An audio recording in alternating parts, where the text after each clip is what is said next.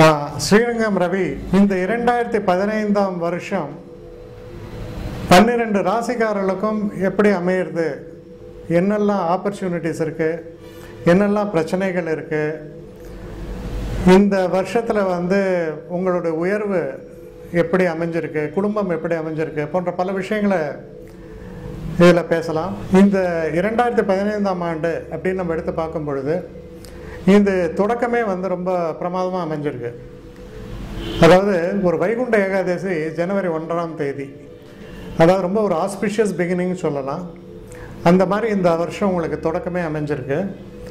இந்த வருஷம் நடுவில் வரக்கூடியது அந்த ஏப்ரல் மாதம் 15ஆம் தேதி 14ஆம் தேதி சொல்கிறது தமிழ் வருட பிறப்பு சொல்லுவோம். அந்த வருடத்தின் பேர் மன்மத வருடம்னு பேர். இப்போ நமக்கு நடந்துட்டுருக்கிற வருஷம் ஜெய வருஷம்னு பேர்.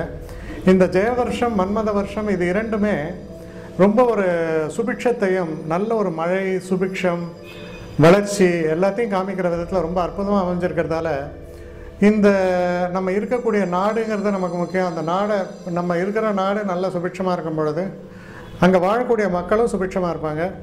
அந்த வகையில் பார்க்கும் பொழுது இந்த வருடம் ரொம்ப சிறப்பாக, அதோடைய பேஸ் சொல்கிறேன், ரொம்ப சிறப்பாக அமைஞ்சிருக்கு. அதில் இருக்கக்கூடியவங்களுக்கு பெரும்பாலும் நல்ல பலன்களே வரும் அப்படின்றத உறுதியாக நம்புகிறேன். இப்போ நம்ம 12 ராசிகளுக்கான பலன்களை பார்க்கலாம். ரிஷபராசி நேயர்களை பொறுத்த வரைக்கும் உங்கள் ராசிக்கு அதிபதியானவர் சுக்கிரன் 2வது ராசியாக வருகிறது.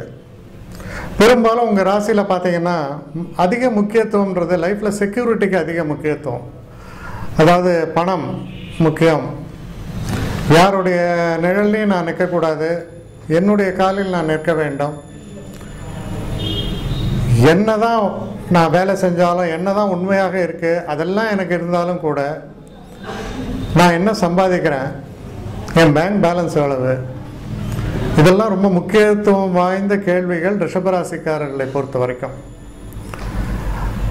ஆனால் இந்த ரிஷபத்தில் இப்போ இந்த ஒரு ஆண்டு நடந்திருக்கு. இந்த ஆண்டில் பார்த்தோம்னா ஏற்கனவே நல்ல ஒரு ஸ்திதியில் இருக்கவங்க அதை மெயின்டைன் பண்ணுவாங்க. ஆனால் புதுசாக ஒரு ஓப்பனிங், நான் ஒரு வேலை எனக்கு நல்லபடியாக அமையணும், அதுக்கான ஒரு ஓப்பனிங் பார்த்துட்ருக்கேன். இவங்களுக்கெல்லாம் ரொம்ப ஒரு சரியான ஒரு சோதனையான ஒரு காலம். ஒரு முன்னேற்றமே இல்லை, எந்த விதமான ஒரு மாற்றங்களும் ஏற்படலை, எனக்கு எப்போ விடிவு காலம் வரும், இது மாதிரியான ஒரு எண்ண ஓட்டங்கள் ஏற்படுவது ரொம்ப சகஜம். பணப்பற்றாக்குறைங்கிறது இருந்துட்டு இருக்கும். அதாவது எப்படின்னா நீங்கள் ரொம்ப ஒரு ஜாக்கிரதையானவர், எதையுமே பிளான் பண்ணி நாளைக்கு என்ன தேவைங்கிறத பற்றி யோசிக்கக்கூடிய ஒரு தன்மை உண்டு உங்கள் ராசிக்காரர்களுக்கு. அதனால் பெரும்பாலும் நீங்கள் அதுக்கான ஒரு சேமிப்பை எல்லாம் சரியாக வச்சுருப்பீங்க. ஆனால் அப்படி புதிதாக ஆரம்பிப்பவர்கள் பார்த்திங்கன்னா எதுவுமே இல்லாமல் இருக்கும். ஏன்னா அந்த முன்னேற்றம் என்பது முன்னாடி பண்ணதோடைய அந்த எஃபெக்டில் தான் நீங்கள் போயிட்டுருப்பீங்க. புதுசான ஒரு இது ஏற்படுவதுங்கிறது கொஞ்சம் கஷ்டமான ஒரு விஷயமா இருக்கும். இந்த ராசிக்காரர்களை பொறுத்த வரைக்கும் சனீஸ்வரன் 7ஆம் இடத்துக்கு சஞ்சாரம் பண்ணுறார். முதல் 6 மாதம் குரு 3ஆம் இடத்தில் இருக்கிறார். அப்போ இந்த மாதிரியான ஒரு காலகட்டத்தில் பார்த்தோம்னா கொஞ்சம் பிரச்சனைகள் நிறைந்த ஒரு காலகட்டம்தான். வாழ்க்கையில் நம்ம எதிர்பார்க்கக்கூடிய அந்த மாற்றங்கள் நிகழாமல் இருக்கும். அந்த மாற்றங்களை எதிர்நோக்கி நீங்கள் செயல்பட்டு கொண்டிருப்பீர்கள்.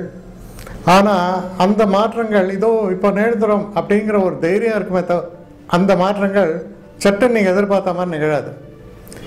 இது ஒரு ஒரு விதமான ஒரு மன ஓட்டத்தை உங்களுக்கு கொடுக்கும். இது என்ன, இது எதுவுமே எனக்கு நடக்க மாட்டேங்கிறது, என்ன இது, அவங்க எல்லாம் ப்ராமிஸ் பண்ணாங்களே எனக்கு என்ன நடக்கிறது, இப்படி புதுசாக நான் டிகிரி முடிச்சுட்டு புதுசாக வேலைக்கு போகணும் அப்படிங்கிற ஒரு எண்ணத்தில் இருப்பாங்க.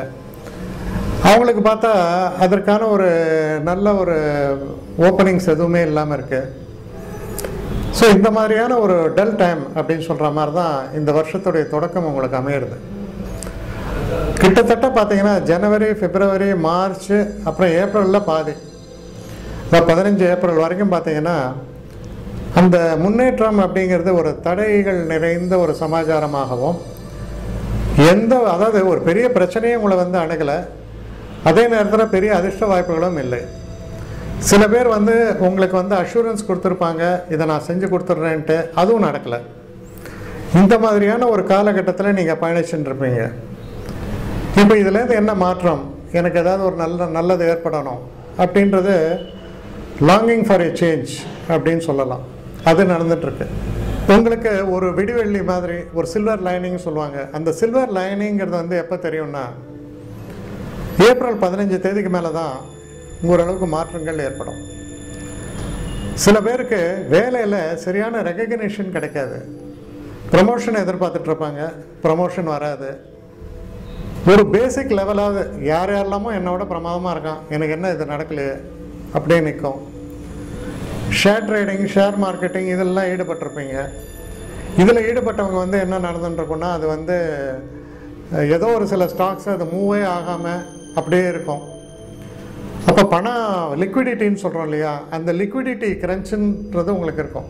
அதாவது கையில் என்கிட்ட பணப்புழக்கம் இல்லை இருக்குது. எங்கள் தாத்தா பாட்டியோட வீடு இருக்குது, நிறையா புக்கில் நிறையா பணம் இருக்குது, ஐ மீன் புக் பேலன்ஸ் சொன்னாங்க, அது இருக்குது. கையில் பணப்புழக்கத்துக்கு எனக்கு ஒன்றும் இல்லையே அப்படிங்கிறது இந்த ரிஷபராசிக்கு ஏற்படக்கூடிய ஒரு பிரச்சனையாக இருக்கும். இந்த மாதிரி போயிட்டுருக்கிற ஒரு காலகட்டத்தில் பார்த்தீங்கன்னா, 5ஆம் இடத்துல இருக்கக்கூடிய ராகு வந்து சும்மா இருக்க மாட்டார்.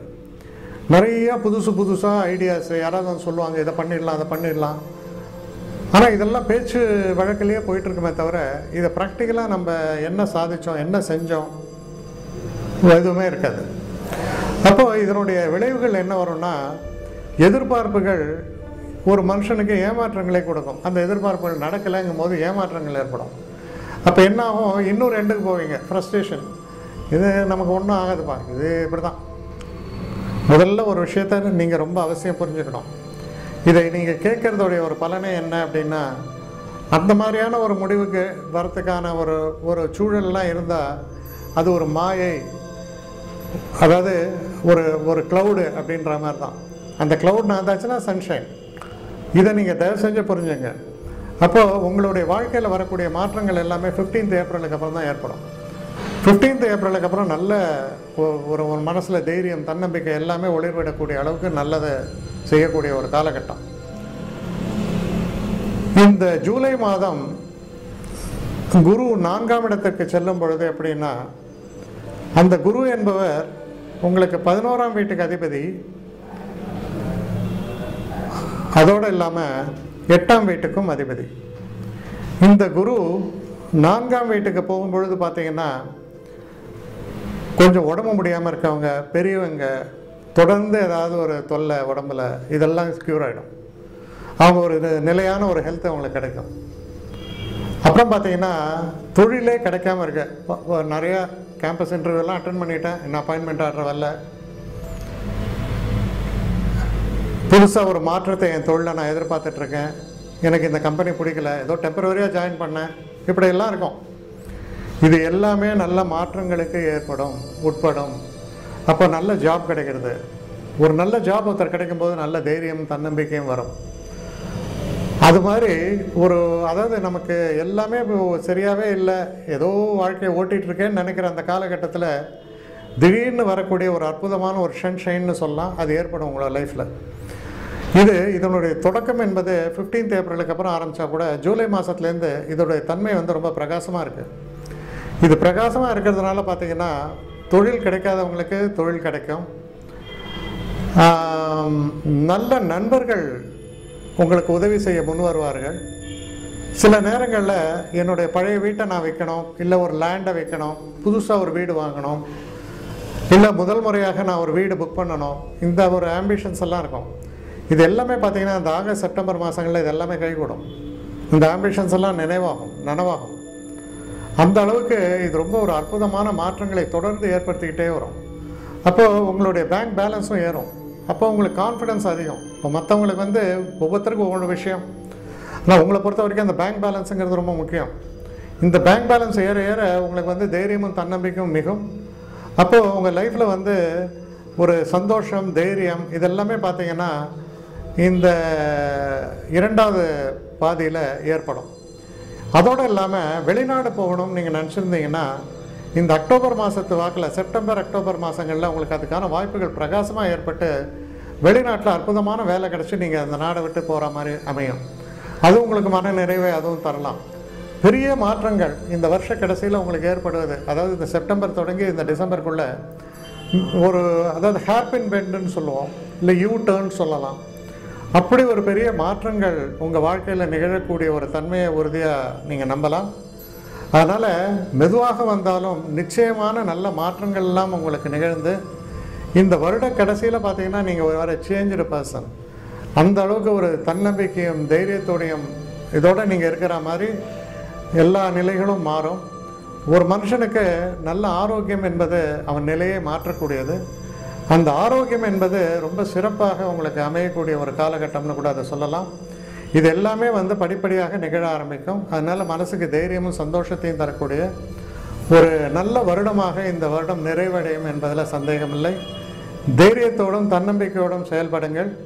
சனீஸ்வரன் என்பவர் உங்களுக்கு ரொம்ப ஒரு நட்பு கிரகம். அதனால் அவரால் உங்களுக்கு நன்மைகள் கிடைக்குமே தவிர எந்த பிரச்சனைகளும் ஏற்படாது.